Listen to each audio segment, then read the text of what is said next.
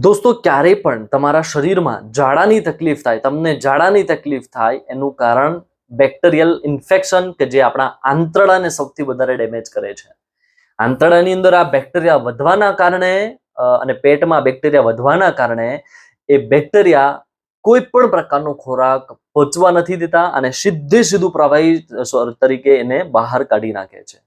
તમારે અગર ઝાડાને ઠીક કરવા છે તો આના માટે 2 થી 3 એવી વસ્તુઓ છે કે જેનું સેવન તમારે વધારે કરવું જોઈએ કે જે તાત્કાલિક આપણા પેટની અંદર રહેલા બેક્ટેરિયાને મારવાનું કામ કરે અને એ શરીરને બહાર કાઢી નાખે, જેથી આ બેક્ટેરિયલ ઇન્ફેક્શન જલ્દીથી શાંત થાય અને ઝાડાની તકલીફથી છુટકારો મળે. દોસ્તો સૌથી પહેલી વસ્તુ છે સફરજન, કે જેની અંદર પેક્ટિન અને મેલિક એસિડ ખૂબ સારી માત્રામાં છે. પેક્ટિનના કારણે સફરજન ખાવાથી બોડીમાં પેક્ટિન નામનું એક તત્વ જાય. એ તત્વ જેવું હોજરીને આંતરડામાં પ્રવેશ કરે, ઝાડાના જે બેક્ટેરિયા ત્યાં રહેલા છે આ પેક્ટિન તત્વો અંદર જઈને ફૂલી જાય અને એ બેક્ટેરિયાને એની અંદર ઘુસાડી દે, પછી બંધ થઈ જાય. એટલે આ પેક્ટિન તત્વ છે એ ઝાડાના બેક્ટેરિયાને ગળી જાય. અને બીજું જે મેલિક એસિડ છે જે સફરજનની અંદર જ રહેલું છે એ પેટમાં જવાથી આના જે બેક્ટેરિયા છે એનો વિકાસ થતો અટકાવી દે છે. તમે આખા દિવસ દરમિયાન 4-5 વખત સફરજન, અડધું સફરજન પણ ખાવાનું ચાલુ રાખશો તો પેક્ટિન અને મેલિક પોતાનું કાર્ય વ્યવસ્થિત કરી શકશે. આ નેચરલ અને સારા સફરજન હોવા જોઈએ, સડેલા કે એવા બગડેલા કે કેમિકલ વાળા સફરજન ન હોવા જોઈએ, નહીતર ફાયદો આનો ઓછો થશે. સફરજન સૌથી પહેલી વસ્તુ છે. બીજી વસ્તુ છે કેળા. કેળાની અંદર પણ એવા ખાસ તત્વો રહેલા છે કે જે ઝાડાને તાત્કાલિક બંધ કરવાનું કામ કરે. ડાયરિયલ જે ઇન્ફેક્શન, તમને એન્ટી ડાયરિયલ ફૂડ આને કહેવામાં આવે છે, એટલે ઇન્ફેક્શનને અટકાવે છે. ત્યાર પછી બિલીનું ફળ છે, એનો રસ, એની અંદર બિલી જે શિવ ભગવાનને આપણે ચડાવવામાં આવે, બિલી પત્ર, એનું ફળ આવે બિલી, એની અંદરથી રસ કાઢીને એ રસ દિવસ દરમિયાન 2-3 વખત થોડો તમારે ચાલુ રાખવો જોઈએ. જ્યુસ ચાલુ રાખવું જોઈએ. પીળાશ પડતો એનો રસ હોય એ ચાલુ રાખવું જોઈએ. એનાથી પણ ડાયરિયા 100% શાંત થાય છે.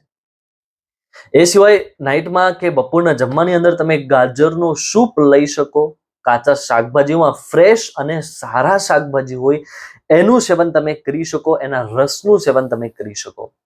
ત્યાર સિવાય દહીં છે, બપોરે, સવારે નાસ્તામાં, બપોરે જમવાની અંદર 100 ml જેટલા દહીંનું સેવન પણ કરી શકો. સારું અને ઘરનું ફ્રેશ દહીં હોવું જોઈએ. આનાથી પણ ઝાડા તાત્કાલિક અટકે છે અને પ્રવાહીની ઉણપ જે બોડીમાં થતી હોય કે જેના કારણે ઘણી વખત હોસ્પિટલાઇઝ પણ થવું પડે, આ ઉણપ પણ 100% દૂર થાય અને બોડી છે એ ડાયરિયા મુક્ત થાય.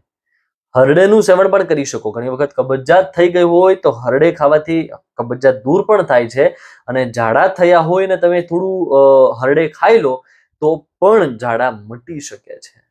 તો આ 4-5 વસ્તુઓ ખાલી તમે ખાવાનું રાખશો, લીંબુ પાણી દિવસમાં 1-2 વખત તમે પીવાનું રાખશો અને શુદ્ધ પાણી આખા દિવસ દરમિયાન 3 લીટર જેટલું પીવાનું રાખશો તો ઝાડા નહીં થાય. અને આ દિવસો દરમિયાન 3 થી 5 દિવસ માટે જમવાનું લગભગ બંધ કરી દો.